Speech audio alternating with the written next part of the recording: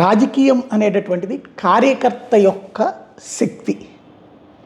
కార్యకర్తల సమిష్టి కృషే ఒక పార్టీ అధికారంలోకి రావడానికి కీలకం. దానికి సాక్ష్యం తెలుగుదేశం మొన్న అధికారంలోకి రావడం, జనసేన 21కి 21 సీట్లు సాధించడం. అదే సందర్భంలో కార్యకర్తలకు సంబంధించిన బలం గనక మర్చిపోతే, వాళ్ళని వదిలేస్తే వైఫల్యం ఎట్లా ఉంటుందనడానికి సాక్ష్యం 2019లో తెలుగుదేశం ఓటమి, 2024లో వైఎస్ఆర్ కాంగ్రెస్ పార్టీ ఓటమి. కార్యకర్త అనేటటువంటి అంటే జనంకి నువ్వు అన్నీ ఇచ్చినా ఓడగొడతారనడానికి సాక్ష్యం జగన్మోహన్ రెడ్డి. అన్నీ ఇవ్వక్కర్లేదు, అభివృద్ధి చేస్తే గెలిపించేస్తారు అనుకుంటే మరి చంద్రబాబు ఎట్లా ఓటమి పాలయ్యారు? అభివృద్ధి అన్న నినాదమే కదా చేసింది.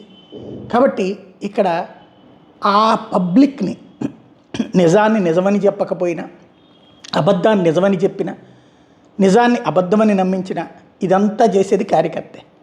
మీడియా అనేటటువంటిది దాన్ని ఏమంటారు, టీ కప్పులో పంచదార లాంటిది. అంటే ఈ కార్యకర్త చెప్పే అబద్ధాన్ని నిజమని నమ్మించే ప్రయత్నం చేసేటటువంటిది అది. ఫర్ ఎగ్జాంపుల్, ఇంతకుముందు రాష్ట్రం సూపర్ డూపర్ పవర్గా ఎదిగిపోయింది అని చెప్పుకొచ్చారు తెలుగుదేశం. నిజంగా జరిగిందా? కాదు.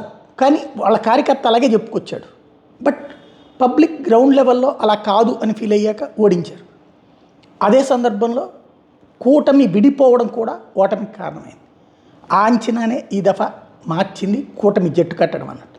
ఇదంతా ఇప్పుడు ఎందుకు చెప్పాల్సి వస్తుందంటే, జనసేన కార్యకర్తలు, వైఎస్ఆర్ కాంగ్రెస్ పార్టీ కార్యకర్తలు ఇద్దరు కూడా, ఇప్పుడు జనసేన కార్యకర్త ఏమంటాడు, వైఎస్ఆర్ కాంగ్రెస్ పార్టీ కార్యకర్తలు అంత దొంగలు, వాళ్ళ పార్టీ అంత దొంగలు అన్నట్టు.